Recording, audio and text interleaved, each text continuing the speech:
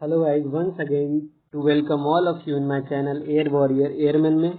मैं हूं मयंक मिश्रा और आज आप लोगों के लिए लेके आया हूं फिजिक्स के टॉप 25 क्वेश्चंस जो आज हम डिस्कस करने जा रहे हैं। मैंने 100 क्वेश्चंस की सीरीज अपलोड कर चुका हूं पहले ही इस चैनल पे। 4 वीडियोज में कवर हो चुका है। Must watch to them and guys keep support and loving also. So ऐसे जो मैं क्वेश्चन सीरीज करा रहा हूँ, इस सीरीज को अगर कंटिन्यू करते हैं तो मेरा ये कॉन्फिडेंस है कि आप आने वाले एग्जाम्स में, डिफेंस एग्जाम, एयरफोर्स, SSR और नेवी के और डिफेंस एग्जाम में आप क्रैक कर सकते हैं। फिजिक्स में 25 क्वेश्चन आप आउट ऑफ 20 करके ही आएंगे 100%। अब वर्दी दूर नहीं है, हम लोग कर सकते हैं, जरूर कर सकते हैं। सो चलते हैं पहले क्वेश्चन पे, स्टार्ट करते हैं पहले क्वेश्चन। तो गाइज पहला क्वेश्चन हमारे स्क्रीन पे है और हमने पहले ही 100 क्वेश्चन करा चुका हूँ। तो आप उसको जरूर अटेंड करें सारे क्वेश्चंस को और अपने जरूर कमेंट करें। अपना जितना आपका स्कोर होता है 25 क्वेश्चंस में आउट ऑफ कितने आप स्कोर करते हैं, आप उसको जरूर कमेंट करें।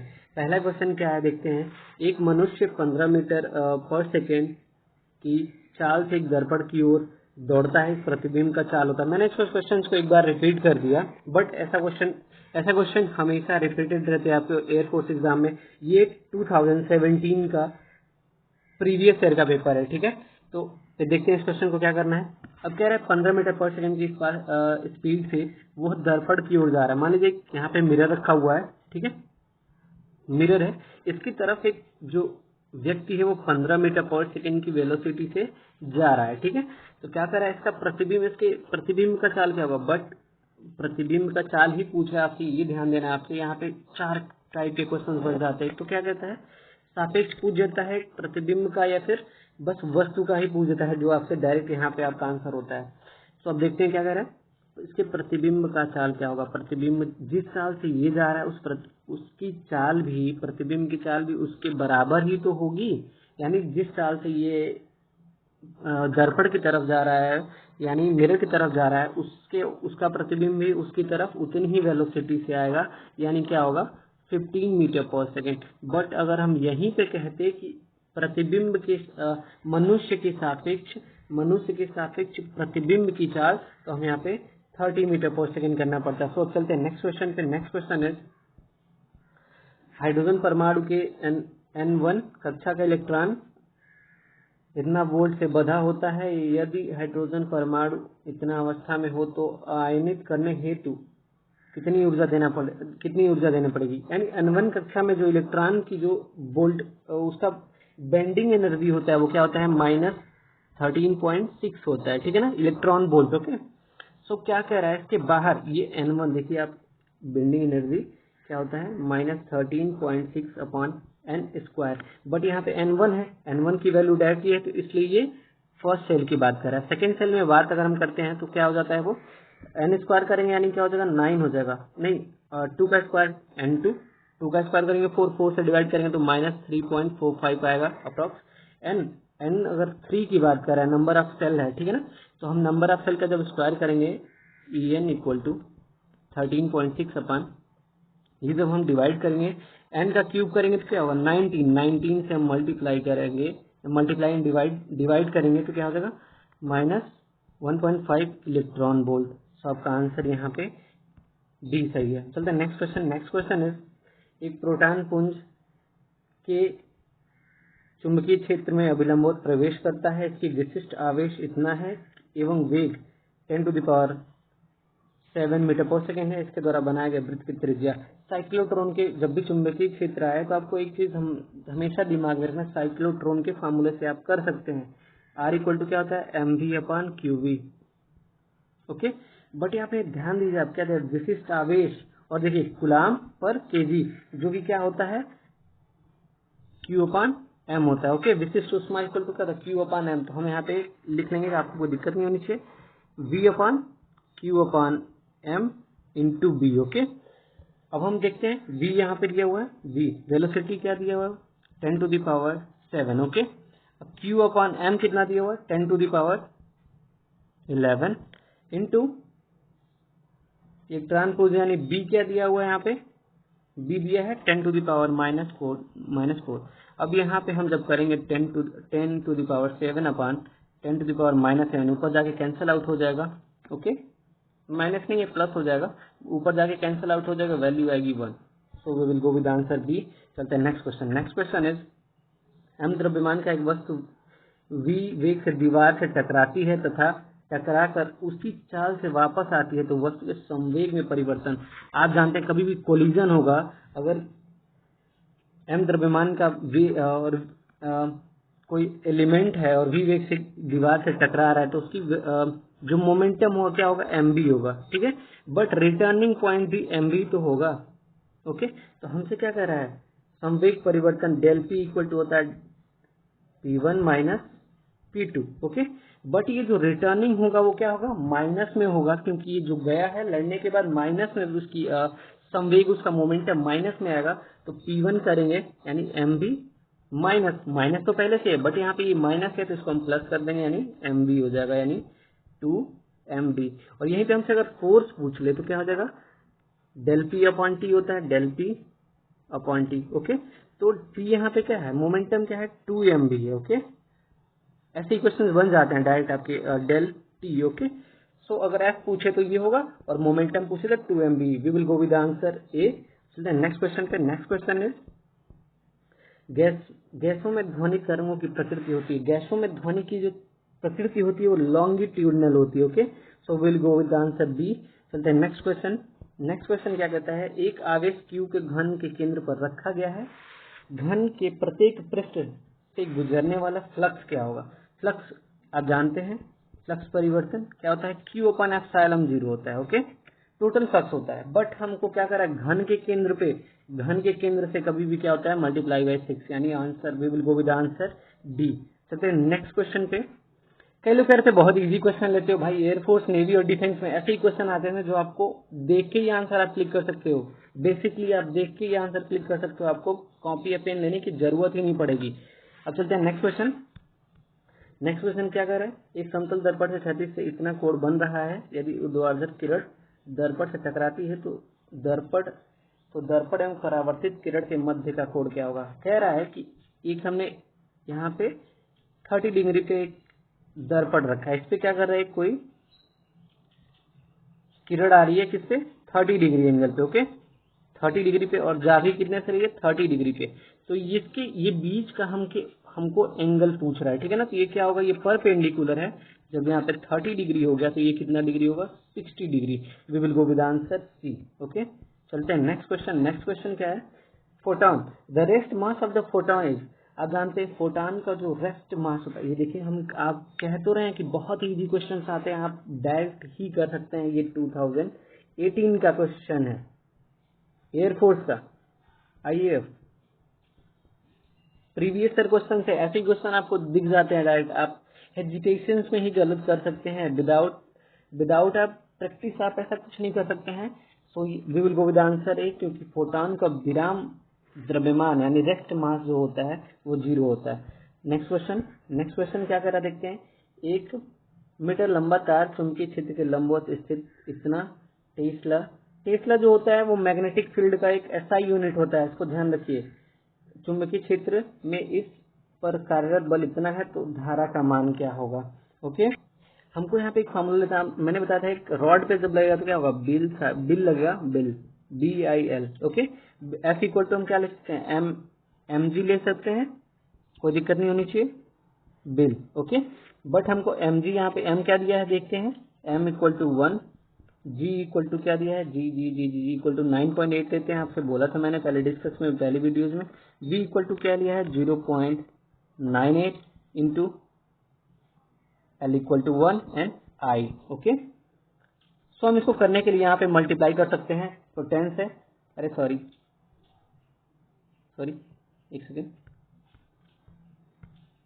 हाँ अब करते हैं इसको, मल्टीप्लाई करेंगे तो 9.8, ये हो जाएगा 0.98 इंटू आई अपन इसको नीचे लेके चले आएंगे तो क्या होगा, 9.8 अपन 0.98 मल्टीप्लाई कर देंगे तो वैल्यू क्या हो जाएगी, 100 से मल्टीप्लाई कर देंगे तो वैल्यू कट जाएगी, यानी क्या हो जाएगी, ये आ जाएगा इतना और अपॉन 8 मल्टीप्लाई करेंगे तो वैल्यू आएगी 10 एम्पियर, वैल्यू आएगी 10 ampere. We will go with answer B. चलते हैं नेक्स्ट क्वेश्चन। नेक्स्ट क्वेश्चन क्या कह रहा है, निम्नलिखित में कौन सा समस्थानिक साधारणतः विखंडनीय है? आप भी कभी भी अगर आप केमिस्ट्री पढ़ते हैं, फिजिक्स में भी ऐसा क्वेश्चन मिल जाएंगे।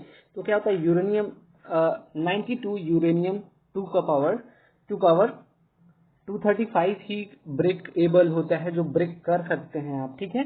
तो इसका कैसे ब्रेक होता है ये देखते हैं। 92, देखिए पहले सबसे बड़ी बात है, ऐसे क्वेश्चंस भी बन जाते हैं आपके पेपर में। ये क्या है, जेड है यानी एटॉमिक नंबर है, ठीक है ना। और ये क्या है, मास है, एटॉमिक मास यानी परमाणु द्रव्यमान। और ये समस्थानिक की बात कर रहा है। समस्थानिक क्या होता है, जिनके एटॉमिक नंबर भी सेम होता है, यानी जेड इक्वल होता है। समभारिक क्या होते हैं, जिनके एटॉमिक मास इक्वल होते हैं यानी सेम होते हैं। तो हम चलते हैं इस क्वेश्चन पे। इक्वेशन क्या है, 92 यूरेनियम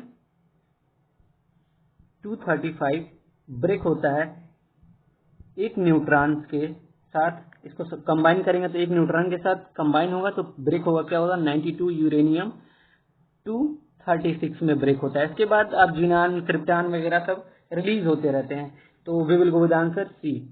कई लोग यहाँ पे ये रिकमेंड करेंगे, बट ये ब्रेकेबल नहीं होता है, ज्यादा केस में सी ही आता है आंसर।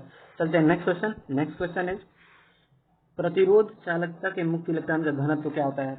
मुक्त इलेक्ट्रॉन का घनत्व दैट यूनिवर्सल यानी व्युत्क्रमानुपाती होता है, क्योंकि जब ये बढ़ता है तो ये घटता है, और ये घटेगा तो ये बढ़ेगा। ओके, जब ये इंक्रीमेंट होगा तो ये इसमें डिक्रीमेंट होगा। चलते हैं, we will go with answer B. Next question. Next question is, किसी प्रतिरोध को इतना वोल्ट विद्युत वाहक बल पर इतना की आंतरिक ऊर्जा के बैटरी से जोड़ा जाता है, यदि परिपथ में धारा इतना हो तो प्रतिरोध का मान होगा।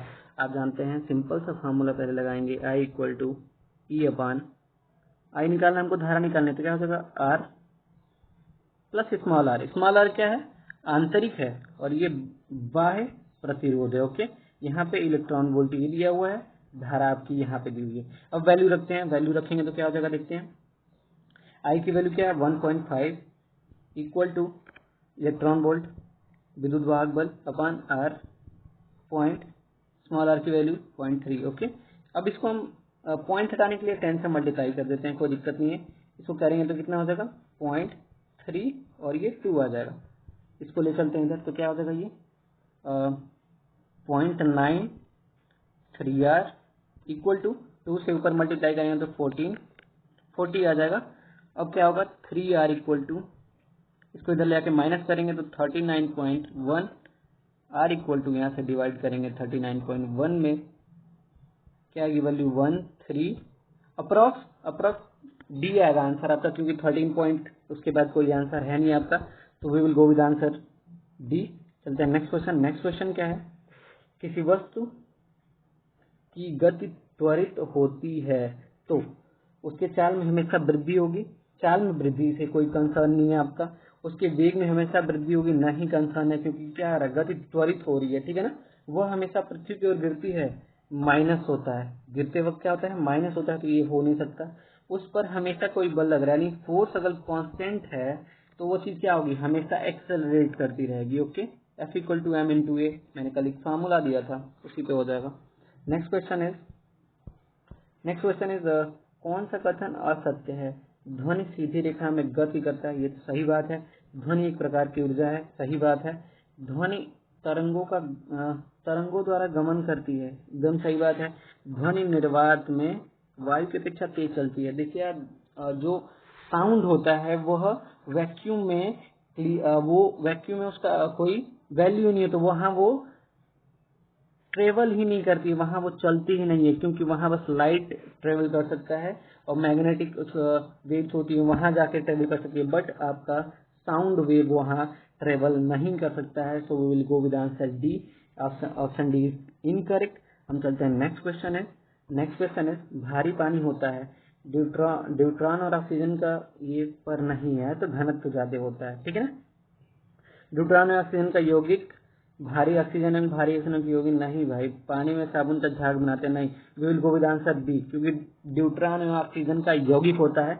We will go with answer B. चलते हैं नेक्स्ट क्वेश्चन इज, पृथ्वी के चुंबकीय क्षेत्र में क्षैतिज घटक के कारण बल रेखाएं क्या होती हैं? पृथ्वी के चुंबकीय क्षेत्र जो भी होता है वहां पे क्या कह रहा है, क्षैतिज घटक के कारण बल रेखाएं क्या होती हैं, समांतर सीधी रेखा में होते हैं, यानी क्या होती हैं, पैरेलल होती हैं।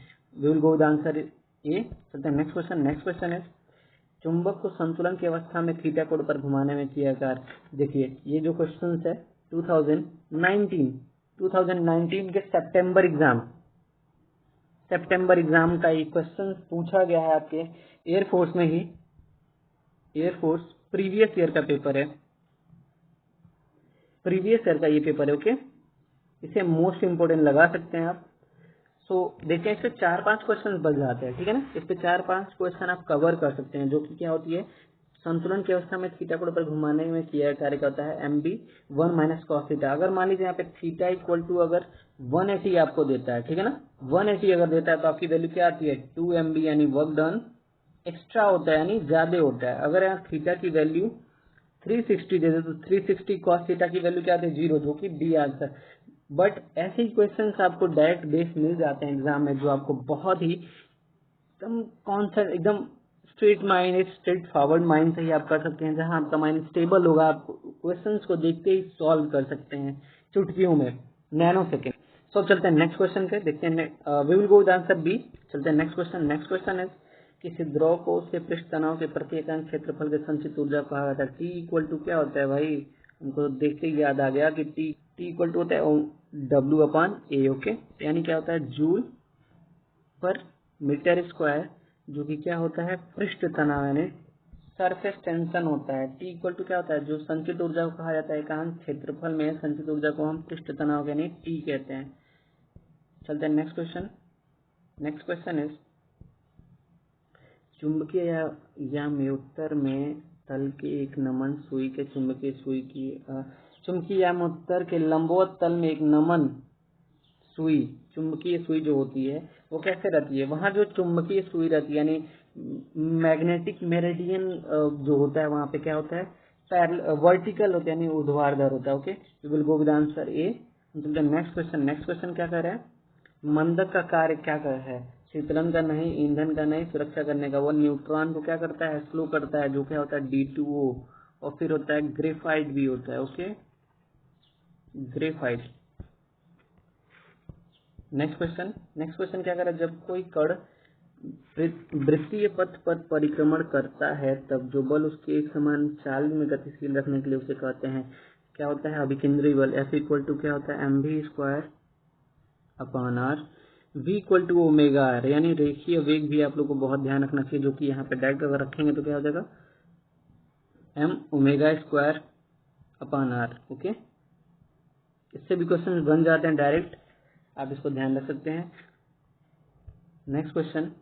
नेक्स्ट क्वेश्चन इज एक गेंद को ऊपर की ओर फेंकी जाती है तथा यह परवलयाकार मार्ग पर होती हुई पृथ्वी पर आ जाती है, स्थिर क्या रहेगा। ये कह रहा है यहाँ से हमने बॉल फेंका, यहाँ से थ्रो आउट किया और यहाँ से आके यहाँ पे रुक गया, ठीक है ना, यानी स्टेबल हो गया। तो कह रहा है इसका कौन सा पॉइंट होगा जो क्या होगा स्टेबल होगा, यानी कांस्टेंट होगा, स्थिर होगा। तो ये जो है यहाँ पे जो पॉइंट होगा वो क्या होगा हॉरिजॉन्टल कंपोनेंट, यानी हॉरिजॉन्टल कंपोनेंट ऑफ वेलोसिटी वहां पे क्या होगा स्टेबल, यानी कांस्टेंट रहेगा, जो क्या होगा यू कॉस थीटा होता है। तो क्या होगा ऑप्शन सी। हम चलते हैं next question. Next question is for a particle of rotating rigid body v equal to, अभी मैंने बताया जो क्वेश्चन रेखीय संवेग v equal to R V, which of the following are correct. Correct कौन सा है, v direct proportional to R V, यानी ओमेगा आर है तो v direct proportional to omega होगा, omega inversely proportional to 1 upon R, and v directly proportional to are होगा। तो इसका मतलब क्या होगा v इज डिपेंडेंट, यानी सभी मान यहाँ पे करेक्ट है, तो v डायरेक्ट क्या है डिपेंड है ओमेगा पे। So we will go with answer D. हम चलते हैं next question. Next question is किसी पिंड पर जब अपरूपक बल लगाया जाता है तो तार में प्रत्याश से ऊर्जा संचित होती है, भार हटाने पर यह ऊर्जा, आप जानते हैं किसी भी चीज पे अगर फोर्स लगाते हैं तो उसमें एनर्जी स्टोर होती है, ठीक है ना। एक इलास्टिसिटी से आप यहाँ पे आप डिफाइन कर सकते हैं। जब से स्ट्रेच करेंगे तो क्या होगा वो चीज फैलेगी, उसमें क्या होगा एनर्जी लगेगी, ठीक है ना। जैसे उस चीज को छोड़ते हैं उसमें क्या होता है एक हीट पॉइंट डेवलप हो जाता है, हीट उसमें से निकलने लगता है, तो उसमें हम क्या कर सकते हैं ऊर्जा बनी रहती है, उष्मा में बदल जाती है। जो भी इसकी एनर्जी हम जैसी छोड़ेंगे उष्मा में यानी हीट में ट्रांसफर हो जाएगी, converts into the heat energy. Okay, we will go with answer B. और आज हमने 125 क्वेश्चंस कवर कर लिए guys. Keep support and loving. और ऐसे क्वेश्चन डेली में अपलोड करता हूं, तो आप लोग डेली इस सीरीज को कंटिन्यू करें। और मैं आपको कॉन्फिडेंस से कहता हूं कि आप अपने पेपर में 20+ स्कोर कर सकते हैं। फिजिक्स में मेरा एक कॉन्फिडेंस है कि मैं कह सकता हूं कि आप लोग जरूर इसको स्कोर कर सकते हैं, क्योंकि प्रीवियस ईयर क्वेश्चन भी मैं इसमें बहुत सारे इंक्लूड कर रहा हूं, जिससे आपको बहुत हेल्पफुल होगा नेक्स्ट एग्जाम में। So thank you so much guys for watching the video. Love you all and thank you.